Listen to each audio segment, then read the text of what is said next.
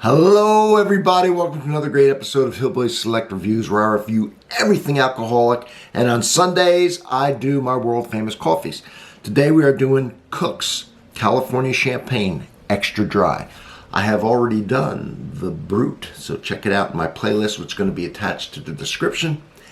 And the first comment will have the link to my champagne sparkling wine playlist. I think at this point I have 20 different champagnes.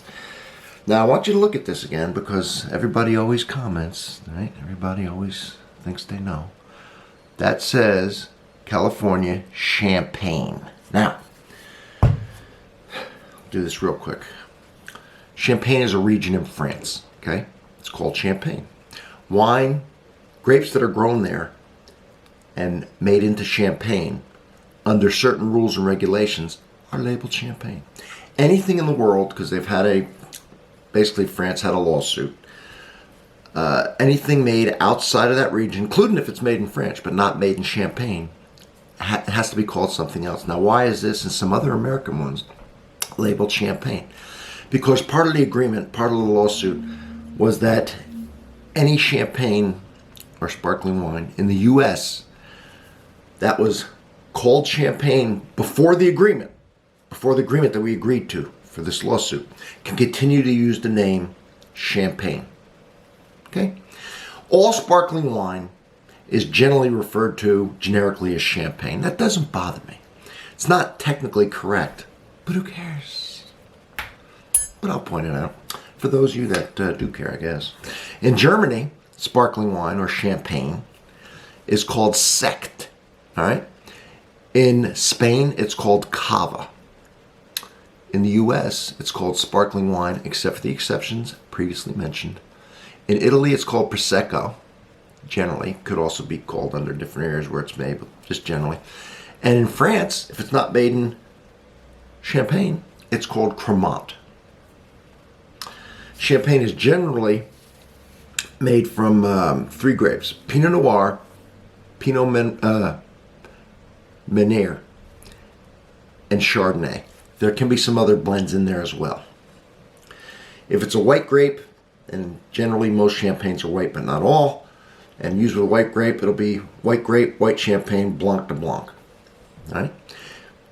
If it's a white champagne made from a red grape, blanc de noir, all right? Because that means black or red, whatever, in Spanish. So white from red, or white from dark, or white from black, whatever. All right, enough of that. This company here, and by the way, while I'm opening this, please subscribe. All right, I've got playlists for everybody to look at to break things down and make things easy to find, and I really, really appreciate your subscription. I'll do all the rest. All right, I'll do all the rest. This is an inexpensive California champagne, 11.5% ABV. Let me see, anything. Oh, it was actually the first American champagne. All right, they're the first ones to make champagne in 1859. Interesting. It's made with the tank method.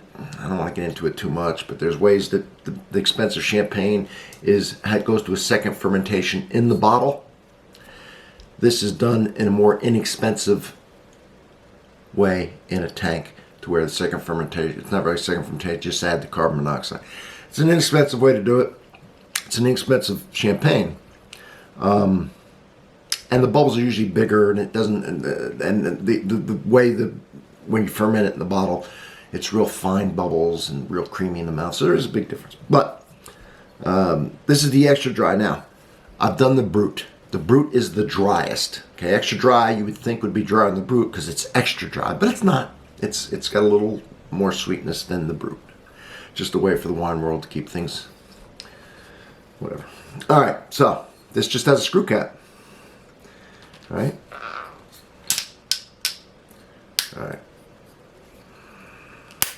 Very simple. Now, opening the cork is very easy. And I've showed you how to do it on other things. It's not a big deal. It's nothing. It's absolutely nothing. And there'll be some other ones. Let me just show you real quick. Now, this is a hand-painted glass. All right. see through it. Look at that, hand painted. The bottle of champagne that this came with is also hand painted. I have two. I have a 1990 and a 2000. I'm going to be opening them up. They're probably worth now $200 to $300 a piece.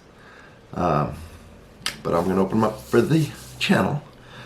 This beautiful, beautiful glass. It's made out of 24 karat gold and porcelain. And the color red came from gold dust. Is my Italian one that I got in Italy, in Murano. That I've never used. It's just beautiful. I don't even want to use it. This is just a typical Lenox champagne glass. So, you know, I like champagne. I like having things nice. Yeah, look at that. So a little bit of residual sugar in there, right, to make it extra dry as opposed to brut. So remember that when you're out shopping, right? You want it really dry, brut. Want a little off dry, a little bit of sugar in there, a little bit of sweetness, extra dry, and it goes up from there. Very biscuity, very bready. Slight sour note.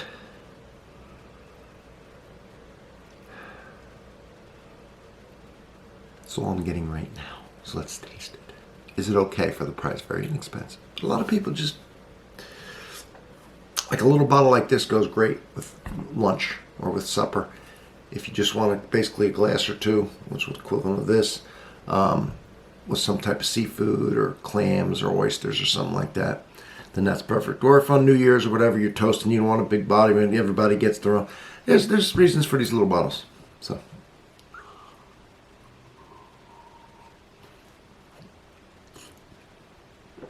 Alright, first before we get in there, notice the bubbles, they're almost gone. They're clinging a little bit down here.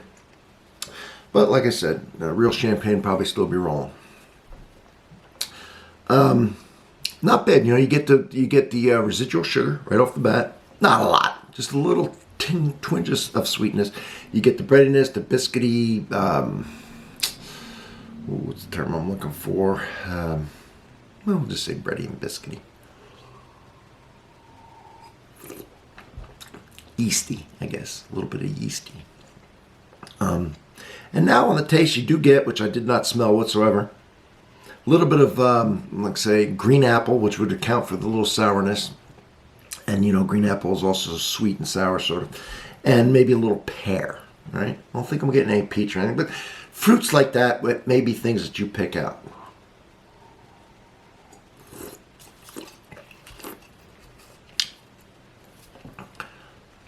A tiny little bitter aftertaste.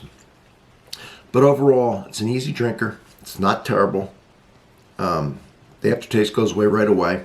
So you get a little sweetness, you get some of that fruit, some of that biscuity, yeasty taste.